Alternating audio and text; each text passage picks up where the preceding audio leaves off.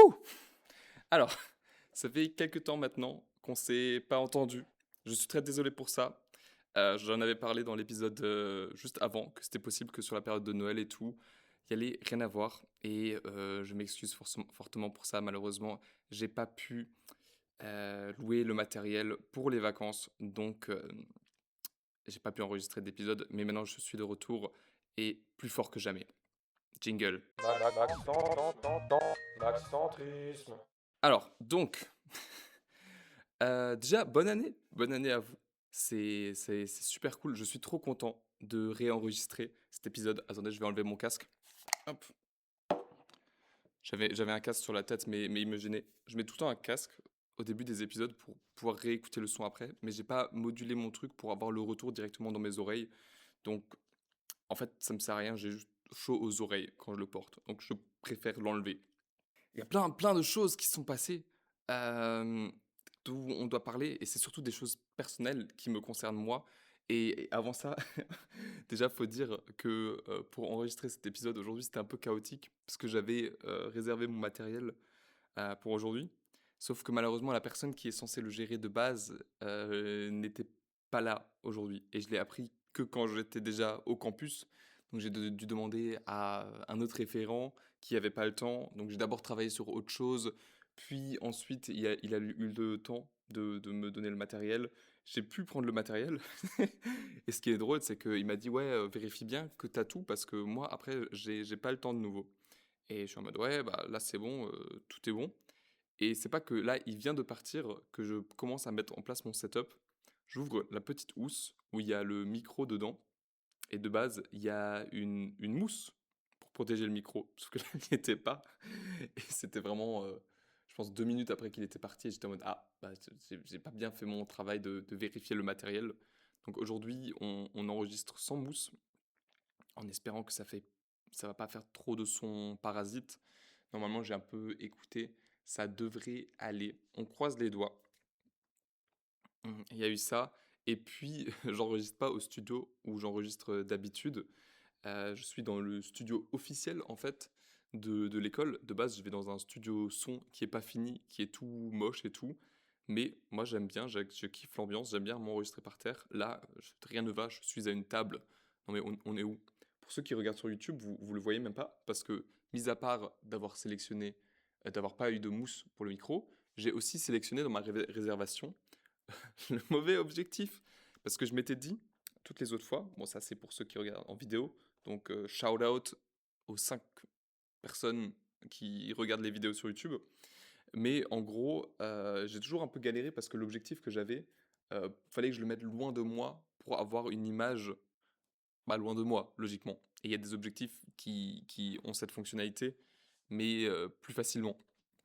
Donc je me suis dit, je vais changer d'objectif. Et j'ai pris un 85 millimètres. Un 85 millimètres, je pensais que c'était un objectif qui était long, parce que 85 millimètres, c'est long. Et en fait, c'est l'inverse. C'est un objectif qui est tout petit. Genre, ça doit être la pellicule ou quelque chose à l'intérieur qui doit être plus grande. Je sais pas. Je devrais le savoir, mais bref, maintenant, je vais pas oublier que le 85 millimètres, c'est pour les gros plans, en fait. C'est pour ça que sur la vidéo sur YouTube, la vidéo, si elle sort, ça sera juste, genre, ma tête. En fait, on voit juste mon cou et ma tête, et le reste, c'est du mur. Donc genre, et en plus, vu que c'est genre pour les gros plans, d'avoir le focus, c'est un peu chaud. Donc à tout moment, en fait, je vais juste avoir un gros plan de moi, cou plus tête, flou. Ça va être super. Ça va être super. La nouvelle année, elle commence super bien. Aussi, vu que j'ai pu commencer à enregistrer que plus tard, en fait, j'avais pris la décision d'enregistrer 2 épisodes aujourd'hui. Parce que la semaine prochaine, je sais pas encore si je peux l'enregistrer. Parce que je participe à un concours d'éloquence. Mais ça, c'est pour plus tard. Euh, mais bref, il y a un cours d'éloquence la semaine prochaine. Et c'est pour ça que je m'étais dit, ah, je vais peut-être enregistrer 2 épisodes aujourd'hui. Comme ça, j'en ai déjà un pour la semaine prochaine. Malheureusement, j'ai commencé à enregistrer super en retard, donc j'espère pouvoir déjà enregistrer un épisode et peut-être je fais, un épisode flash ou un truc comme ça pour la semaine prochaine. Heu, Rien n'est encore certain, tout est à définir, c'est parfait. à part ça, hem, je vais voilà, parlons des sujets dont on va parler aujourd'hui. Donc déjà, on va parler de mes vacances de Noël, donc des 2 semaines du 20 décembre jusqu'au 5 janvier. Il y a plein de choses qui sont passées, super intéressantes, enfin super intéressantes pour moi, vous verrez pour vous, mais super cool. Ensuite, flûte. Faudrait que je prenne l'habitude d'écrire mes sujets sur l'ordinateur, parce que l'ordinateur, je l'ai devant moi de toute façon. Et j'arrive toujours à faire en sorte que, que mon téléphone ne soit pas à côté de moi. Il est toujours à 5 mètres et du coup, je lâche le micro. Mais en tout cas, j'ai une petite liste de sujets. Donc, je l'avais dit, les vacances de Noël. On va faire un petit aparté sur Monsieur France. On va parler de la fin de Stranger Things, sans spoiler, plus dans un sens philosophique à mon goût, et peut-être un peu de mes rêves chelous. Voilà. Bref, il y a plein de sous-sujets, mais c'est à peu près la liste des choses dont on va parler. Donc commençons, et jingle. Maxcentrisme. Donc pour commencer, mes vacances de Noël se sont plus ou moins bien passées. J'en garde pas un mauvais souvenir. Sauf d'un jour en particulier. Mais reprenons du début. Déjà, vacances de Noël, ça rime avec Noël. Donc j'ai fêté Noël avec ma famille. Et avec ma famille, on est allé à l'église. Pas parce qu'on est genre les personnes super méga croyantes du monde. C'est plus par tradition, j'avoue. Mais voilà, c'est le truc qu'on fait le soir de Noël, comme plein d'autres personnes, j'imagine. Et en fait, et c'est pas dans un sens religieux que je dis ça, mais genre, la messe, c'est pas du tout mon délire. Genre, je trouve qu'il y a pas beaucoup de choses qui sont aussi chiantes que la messe, et c'est un phénomène qui est assez international. Genre, moi, déjà pour préciser, j'ai rien contre la religion chrétienne. Je trouve que c'est super beau d'avoir une communauté et de croire ensemble à quelque chose. Quand j'ai fait le chemin de Compostelle, j'avais croisé beaucoup de chrétiens et j'ai trouvé ça très très chouette qu'ils me partagent cette croyance. Moi maintenant, je suis pas croyant, mais chacun son truc. Mais juste la messe, c'est chiant. Genre, en fait, le truc c'est que la messe, il y a 20 ans, elle était pareille que aujourd'hui. Ça a pas évolué, c'est resté pareil, c'est toujours les mêmes chansons, c'est toujours, bon après c'est normal, ça se base sur un livre qui a été écrit il y a genre, perpète, les bains. Donc forcément le contenu va pas beaucoup changer, mais la forme pourrait évoluer je trouve. Et c'est pas qu'en France comme ça, justement quand j'étais sur le chemin de Compostelle, je suis allé dans quelques messes aussi, et là-bas c'était pareil. Bon après, c'est pour pas arranger les choses, les messes étaient en espagnol, donc forcément je comprenais moins aussi ce qui se passait. Mais la forme était pareille. Genre, je connaissais le contenu de ce qu'il disait sans comprendre ce qu'il disait. Mais genre, juste la forme était pareille. Et c'est super triste parce que ça pourrait être tellement cool, la messe. Genre, ça pourrait être un moment où on se rassemble tous au même endroit. D'ailleurs, c'est fait pour. On se rassemble tous au même endroit. Tu revois des têtes similaires après la messe. Je sais pas, ça peut être un peu comme un film au cinéma. Tu sors de la messe, tu te dis, ouais, ok, t'en as pensé quoi? Ouais, moi je suis un peu d'accord avec ça, je suis pas d'accord avec ça. Mais vu que la forme, elle est super ennuyante, d'après moi, pour les kiffeurs de messe, vous kiffez. Moi perso, je passe un mauvais moment en général dans la messe. Faudrait faire évoluer ça. Je sais pas, mettre des musiques un peu plus modernes par exemple, casser un peu ce ton monotone qu'il y a. Bref, en tout cas, on est allé à la messe. Ensuite, on est rentré à la maison. On a fait le repas de Noël, les cadeaux, tout ça, c'était super cool.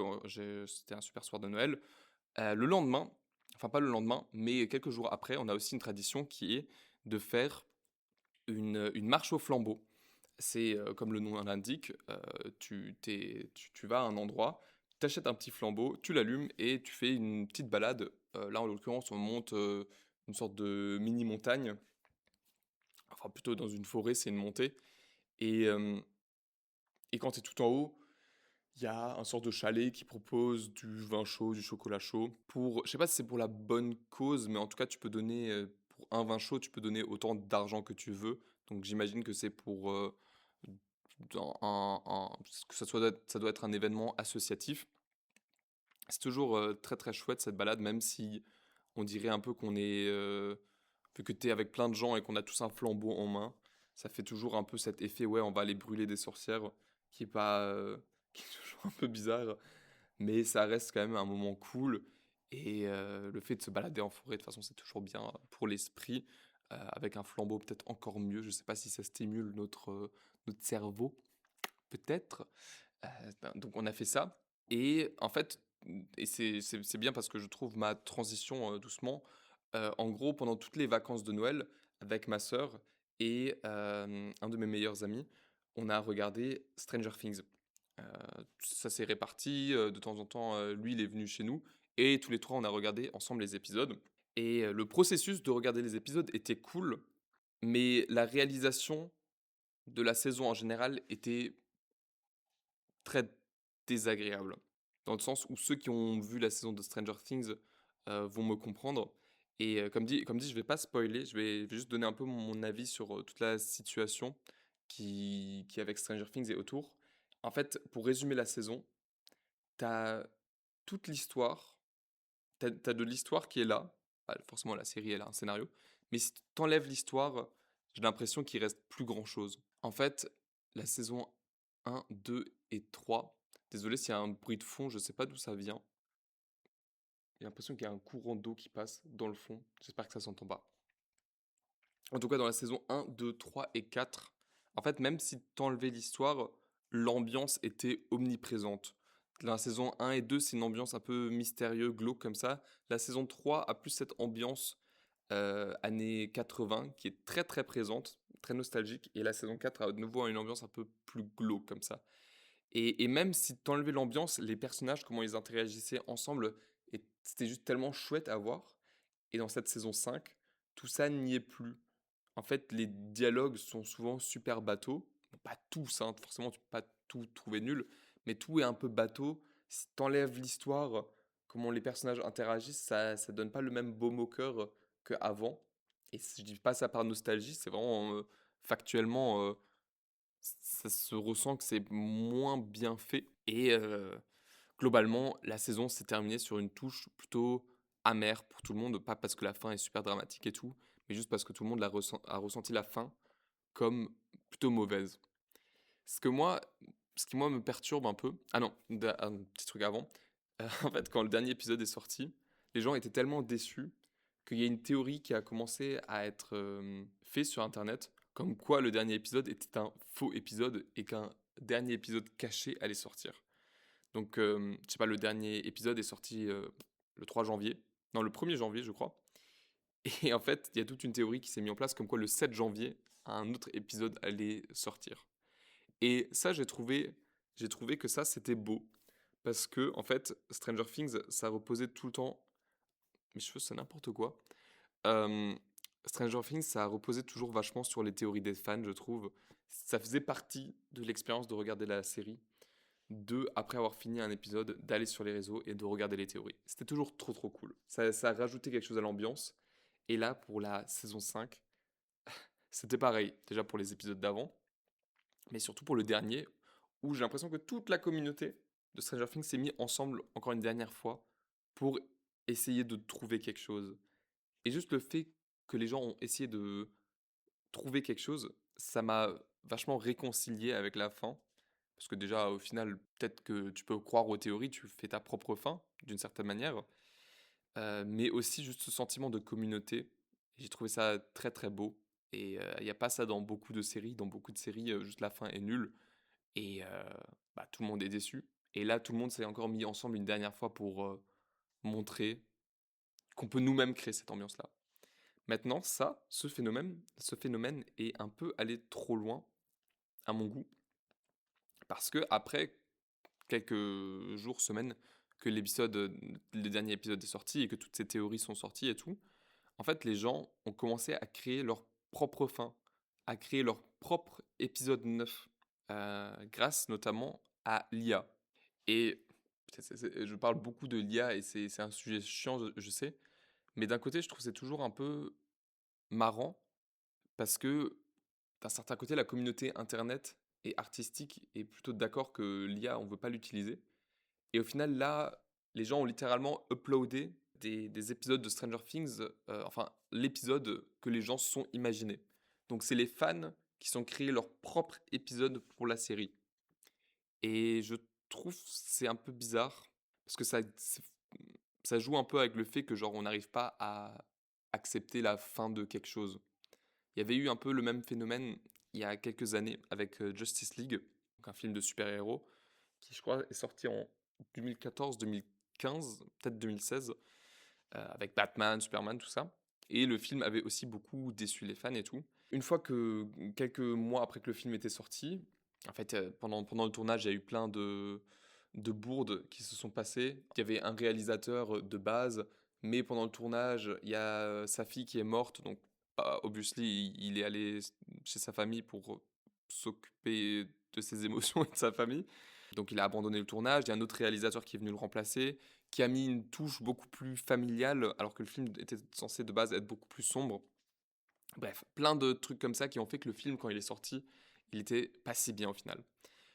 Quelques mois après que ce film soit sorti, le réalisateur de base, Zack Snyder, a raconté qu'il n'avait pas prévu cette fin-là pour le film et qu'il avait prévu plein d'autres trucs. Ça a tellement suscité les fans que potentiellement il y avait une autre version de ce film qui pouvait être meilleure, qu'une pétition a été faite par les fans qui s'appelle Bring Out the Snyder's Cut. Parce que le réalisateur s'appelle Snyder, et donc la Snyder Cut, le coupage de Snyder, comme en bon français on voudrait le dire. Bref, une pétition a été mise en place, et cette pétition a gagné. Il y a la Snyder Cut qui est sortie. Donc juste pour dire, le film de base qui était sorti en 2016 durait genre 2 heures peut-être.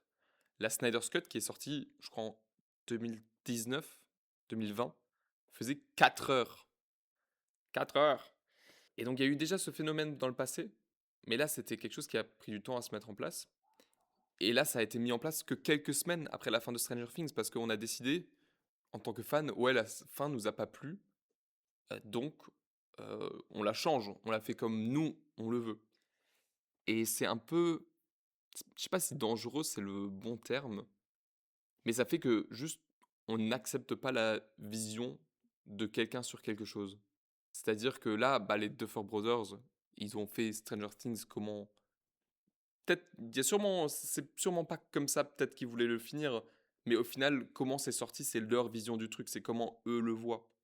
Et nous, en tant que fans, on s'est vachement approprié le truc et on s'est dit non, cette fin, je l'accepte pas, cette vision de cette personne, je l'accepte pas, et je vais la remplacer par ma vision. Parce que moi, j'ai la bonne vision. Parce que nous, les fans, on a la bonne vision. Forcément, là, dans ce cas de figure, ça, c'est un peu cool. C'est des trucs faits par des fans, ça fait plaisir, ça a toujours existé d'une certaine manière.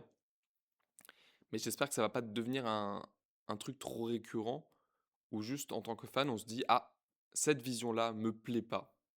Et c'est pour ça que je vais la changer. Parce que moi, je sais que ma vision, elle est juste. Voilà, c'est mon point par rapport à cette saison de Stranger Things. Donc c'est beaucoup plus le truc autour qui moi m'importait. En tout cas, on a regardé Stranger Things pendant les vacances. C'était très très chouette quand même. Parce que juste regarder un truc ensemble, c'est toujours cool. Et des choses, j'en ai regardé pendant les vacances parce que je suis tombé malade. Euh, ça devait être le 27 ou le 28. Il y avait un soir. Non, le 27 au soir. Je sentais que ça allait pas. J'étais là et je sentais comment j'avais chaud et comment j'avais la fièvre commençait à monter et bah, je dis à ma sœur, à mon pote: «Ouais, demain, je sais que je suis malade» et chose dite, chose faite. Je crois que chose dite, chose due, normalement, je sais plus. Bref, je le dis et le lendemain, je suis tombé malade. J'avais de la fièvre, j'avais mal à la gorge, j'étais en PLS dans mon lit et c'était un truc qui m'était déjà arrivé. Donc je me suis dit: «Oui, bon, dans 4 jours, normalement, ça part». Ma deadline pour guérir, c'était Nouvel An. Je m'étais donné, comme deadline Nouvel An. Je dis à mon corps: «Ouais, tu travailles jusqu'à Nouvel An pour qu'on soit guéri». C'est pas exactement ce qui est arrivé. Donc les jours passent, j'ai mal à la gorge, je regarde des films. J'ai regardé Hook comme film de Steven Spielberg avec Robin Williams dedans. Je sais pas en quelle année il est sorti le film, mais ça se voit qu'il est fait dans une complètement autre époque qu'aujourd'hui. Parce que c'est le genre de film qui a des décors juste trop trop cool. tous les décors sont faits à la main. Il y a très peu d'effets spéciaux, enfin il y en a forcément, parce que genre c'est sur Peter Pan et Peter Pan il vole et tout, donc il y a des effets spéciaux. Mais il y a beaucoup, beaucoup de... Par exemple, le bateau du capitaine Crochet, bah, il est fait main. Tous les décors sont faits main. Et c'est tellement cool de voir un film dans ce look-là. Maintenant, le reste du film, je l'ai trouvé un petit peu long peut-être, mais c'est peut-être parce que mon temps d'attention est moins grand. En tout cas, j'avais l'impression qu'il se tirait un peu en longueur.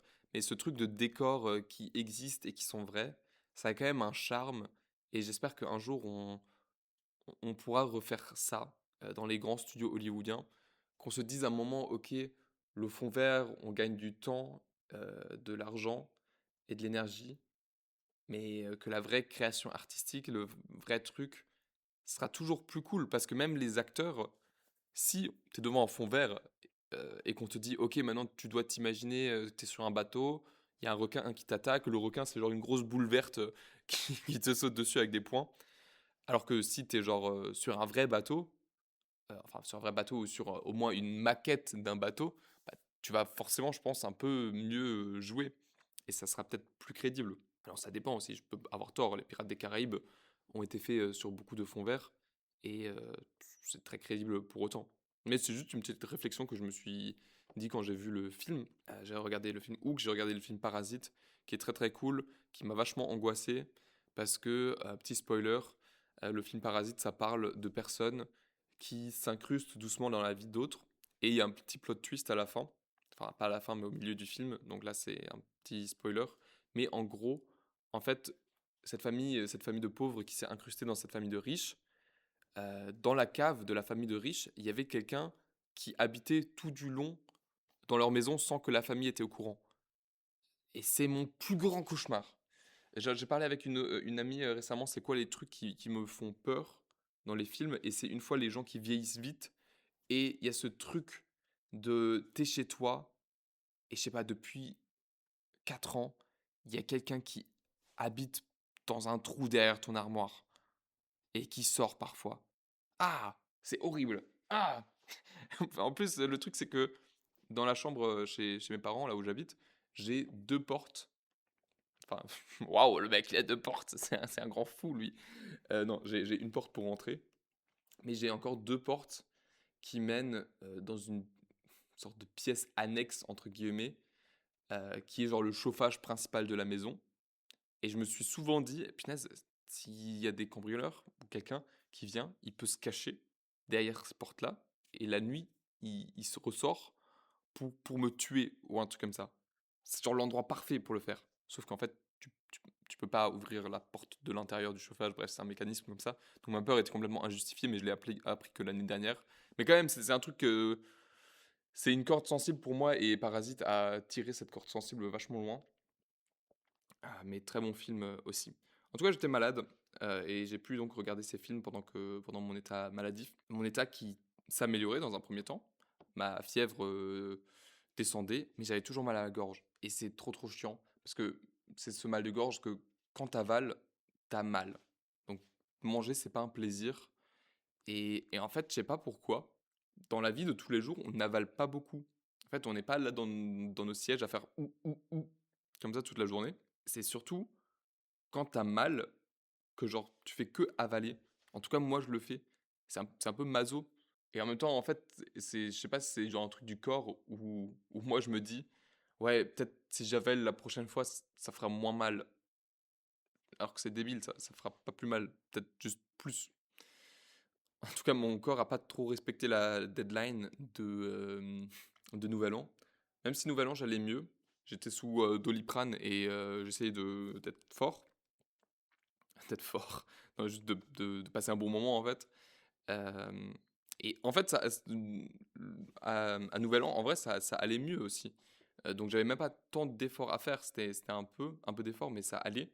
Sauf à partir de genre 3 heures du matin, où vraiment, genre, mon corps était fatigué, j'avais mal et tout. Et donc là, je suis allé me coucher, logiquement. Mais bon, c'est moi qui ai aussi un peu tiré le truc trop loin, peut-être ce soir-là. Bon, d'ailleurs, petite parenthèse sur la soirée de Nouvel An, c'était super cool. On a fait un murder, là, vous savez, le truc que Squeezie fait aussi parfois. C'était trop bien, j'ai trop envie d'en refaire, c'était génial et même il y avait une super bonne ambiance en général. Donc très bon nouvel an, bonne année encore. En tout cas, lendemain de nouvel an, 1er janvier, j'étais au plus bas.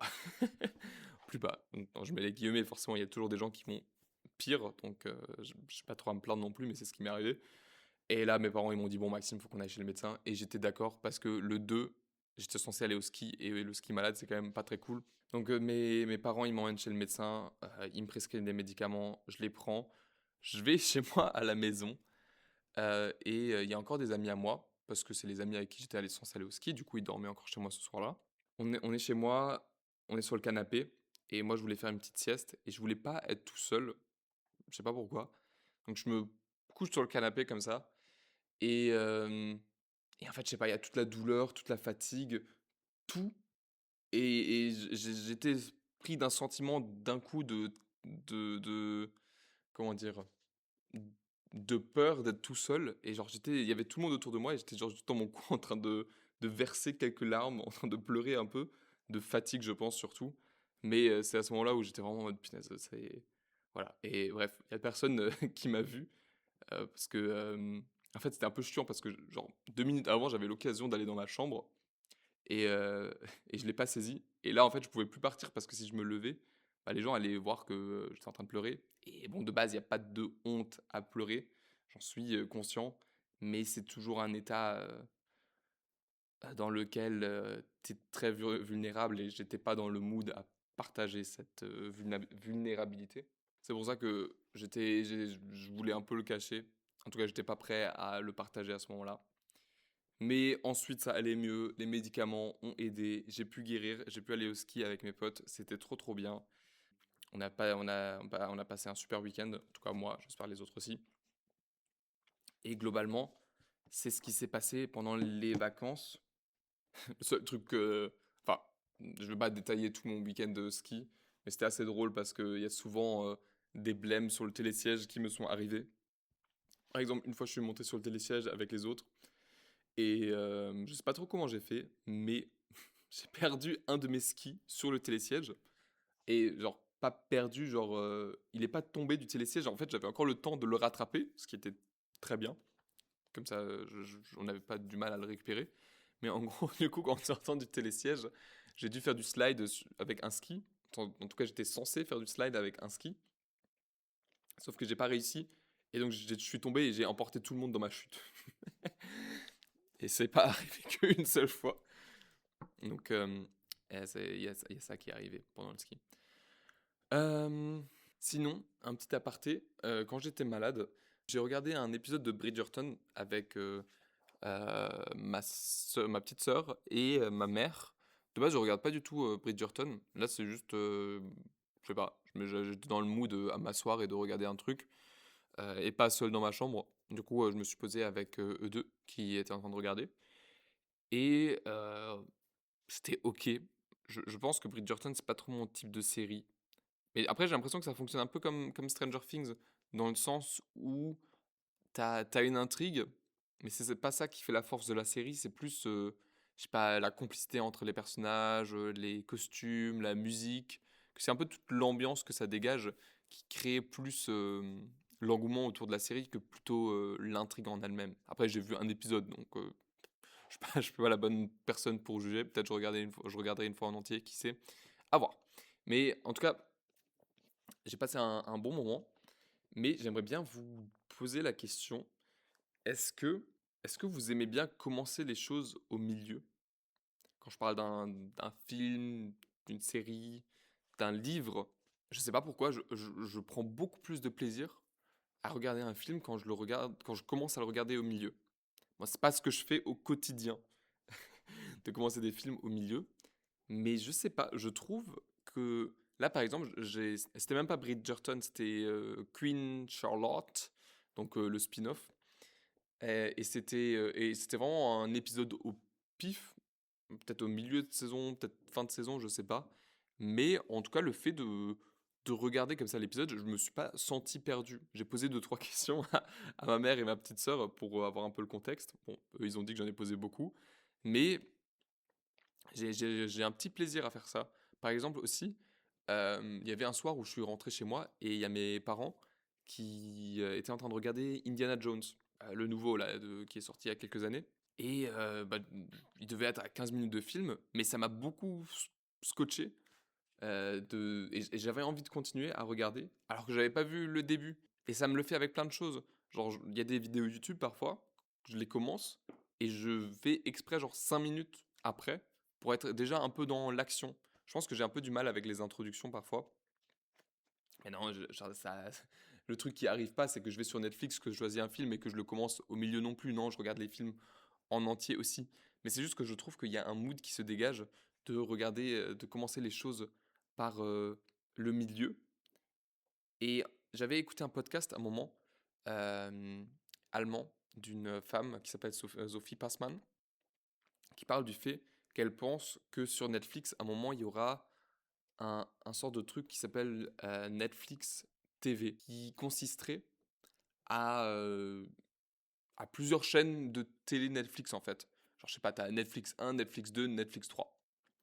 Et le truc avec cette chaîne de télé, c'est que tu irais peut-être sur Netflix 1 et il y aurait la Casa des Papel qui passerait. Et peut-être que, genre, ça serait déjà à minute 20 ou un truc comme ça. Sur Netflix 2, il y a Bridgerton. Sur Netflix 3, il y a Squid Game et des chaînes télé pour que bah, t'aies plus à choisir quoi regarder. Qu'en fait, la chaîne te le propose toi-même. Et genre, moi je sais que ça me l'a fait beaucoup de fois avec la télé, que bah, vu que le film a déjà commencé, bah, t'es obligé de le regarder à partir de là où, à partir du moment où bah, t'as commencé à regarder. Et que en fait, mon plaisir n'était pas diminué. Justement, je trouve, ça crée un petit aspect de mystère que la série avait pas, que la série avait pas pensé à intégrer. Le fait que tu sais pas exactement d'où les personnages viennent, qu'est-ce qui se passe, c'est quoi l'intrigue, c'est... Maintenant, je suis sûr qu'il y en a plein qui seront pas d'accord avec moi, qui diront «Oh, mais non, ça sert à rien de commencer au début». Et je comprends d'une certaine manière, mais c'est juste que c'est un mood, je trouve, et que je pense qu'on va revenir vers ça. Un jour, il y aura Netflix TV, on va juste zapper sur les chaînes parce qu'on n'aura pas envie de choisir quoi regarder. Et ça sera pas vraiment Netflix TV, ils vont le mettre en place de manière inconsciente. Parce qu'au final, les contenus qu'on regarde aujourd'hui, on les choisit déjà pas. Par exemple, si tu vas sur TikTok, t'es direct blasté de contenu. Et c'est pas toi qui choisis, c'est juste toi qui scroll, qui zappe d'une certaine manière. Et quand tu trouves un truc cool, bah tu restes dessus. Sur YouTube, c'est un peu différent. Sur YouTube, tu choisis toujours ta vidéo. Mais j'ai aussi remarqué que bah, parfois tu vas sur YouTube et ça te met direct sur YouTube Short pour que t'aies pas à choisir. Et peut-être sur Netflix, il y aura un jour un truc comme ça. T'arrives sur la page d'accueil et ça te met direct un short d'un truc et il y aura l'option continuer le film. Genre, c'est déjà un peu comme ça sur TikTok en plus. Parfois, quand tu scrolles sur TikTok, ça te met un extrait de film. Par exemple, je sais pas, Zootopie. Et il y a écrit genre, ouais, Zootopie partie 43. Et tu commences direct dans l'action. Donc t'as pas besoin de choisir le truc. Et en fait, après, sur le profil, t'as genre tout le film, mais juste en partie de 1 minute. Donc t'as genre, je sais pas, 120 parties de Zootopie. Et tu commences par la partie 43 et tu finis par la partie 120. Donc on fait ça déjà un peu. Et je pourrais m'imaginer que Netflix mette un truc en place où t'es direct projeté sur un truc quand t'arrives. Que si t'as envie, tu peux continuer. Et si t'as pas envie, bah tu choisis toi-même ton truc. Mais au fond, on a de nouveau moins envie de choisir ce qu'on regarde. En tout cas, je pense qu'il y a une tendance à ça. Voilà, petite analyse sur mon ressenti. N'hésitez pas à me dire si vous aimez commencer les choses au milieu, ça vous dérange. Et posez-vous vraiment la question. Genre, dites-vous au quotidien comment vous le vivez. Ça peut être intéressant, je pense, à s'analyser soi-même là-dessus. Voilà, je crois que on a définitivement fait le tour de mes vacances. Comme dit, il y a plein de choses qui sont passées. Euh, mais voilà, passons à la suite. Jingle. Maxcentrisme. Est-ce que vous saviez que Monsieur France n'est pas diffusé à la télé? Moi non plus. C'est pas cool du tout, je trouve. Parce que avec une de mes colocs, on voulait absolument regarder Monsieur France, ou Mister France, euh, comparer avec Miss France. C'est quoi les différences? Est-ce qu'il y a des similarités? Est-ce que ils font des chorégraphies aussi? Qu'est-ce qui se passe en fait? Et ça passe pas à la télé. Du coup, on n'a pas pu regarder. Est-ce que tu peux que regarder en live? Je sais pas. Je me suis pas plus renseigné dessus. J'avoue que j'ai pas regardé les critères non plus d'acceptation de Monsieur France parce que, comme dit, moi, je veux participer à Miss France. Mais voilà, Monsieur Mister France n'est pas diffusé à la télé. Je crois que c'est Monsieur Rhône-Alpes qui a gagné. Je suis pas sûr. J'ai pas vérifié profondément. Bref, félicitations à celui qui a gagné. Mais un peu déçu que ça passe pas à la télé, j'aurais bien aimé regarder. Voilà, jingle. Maxcentrisme. Est-ce que vous êtes déjà allé à une session de jam? Pour tous ceux qui ne savent pas, une session de jam, c'est un événement qui est organisé pour des musiciens, où des musiciens se retrouvent, souvent c'est dans un bar ou un truc comme ça, pour faire de la musique en improvisation. Donc c'est pour les musiciens, mais tu peux bien sûr aussi aller à ce genre d'événement sans être musicien, hein, juste pour apprécier la musique. Si vous connaissez pas, je vous invite fortement à essayer parce que c'est super cool. Moi, j'y suis allé 2 fois pour l'instant en tant que musicien. Enfin, après, quand tu vas comme musicien, tu vas aussi comme spectateur parce que tu fais pas que jouer. En fait, pour un peu approfondir le concept, tu arrives avec ton instrument, tu te branches sur l'ampli qu'il y a en place, qu'il y a sur place. Et il y a les autres musiciens. Et là, par exemple, tu dis au guitariste, ouais, tu joues dans quoi comme gamme? Le mec, il te dit, moi, je joue en gamme Do majeur et Ré mineur. Et là, t'es en mode, ok, pas de souci. Et vous commencez un peu à faire de la musique ensemble. À côté, il y a souvent un batteur, il fait. Peut-être j'arrive à me faire mieux le son. Voilà, j'espère que vous avez apprécié cette interlude beatbox. En tout cas, j'y suis allé 2 fois pour l'instant. Ce qui était drôle avec cette première session, c'est que je suis arrivé sur place, donc seul, et je venais de m'asseoir pour commander un truc à boire avant d'aller jammer comme un fou. Il y a direct un gars, au loin, il me pointe du doigt, et il dit un truc comme ça, et je comprends pas, du coup je vais aller le voir, il a dit, ouais, qu'est-ce que t'as dit? Il m'a dit, ouais, il me parle en anglais, il me dit, ouais, j'ai dit à cette meuf là que tu ressembles vraiment à quelqu'un qui est allemand. Et moi, je suis allemand. Et du coup, j'étais en mode, ah oui, bah, factuel. Et j'ai commencé une discussion super naturellement avec, avec les gens sur place. Et ça m'a beaucoup aidé à me détendre. Et donc, j'ai discuté avec les gens, ils étaient très très gentils et tout. Ensuite, je suis descendu. Et c'était assez particulier de faire de la musique comme ça en impro. Et sur les 2 fois où j'ai fait ça, c'est assez fou parce que tu comprends la musique autrement une fois que tu as fait ça.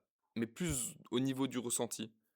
En fait, tu, tu comprends un peu plus, ouais, qu'est-ce qui fonctionne dans quelle situation, qu'est-ce qui fonctionne pas. Et juste les trucs théoriques que tu as appris avant, tu vois aussi comment ça rend en live et pourquoi on te déconseille de faire certaines choses et pourquoi on te conseille d'en faire d'autres.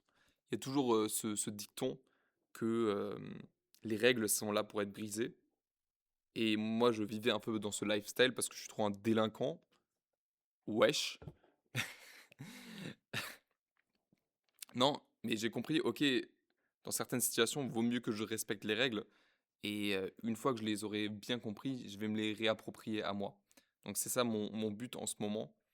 Mais voilà, en tant que musicien, je trouve que c'est quand même assez intéressant de faire des jams. Et je pense qu'en tant qu'auditeur ou en tant que spectateur aussi, parce que tu entends des choses que tu n'as pas l'habitude d'entendre, surtout on entend de la musique instrumentale au quotidien, on a quand même l'habitude d'être un peu... enfin, c'est pas, on a choisi de le faire, mais quand on écoute de la musique à la radio, c'est de la musique avec des paroles.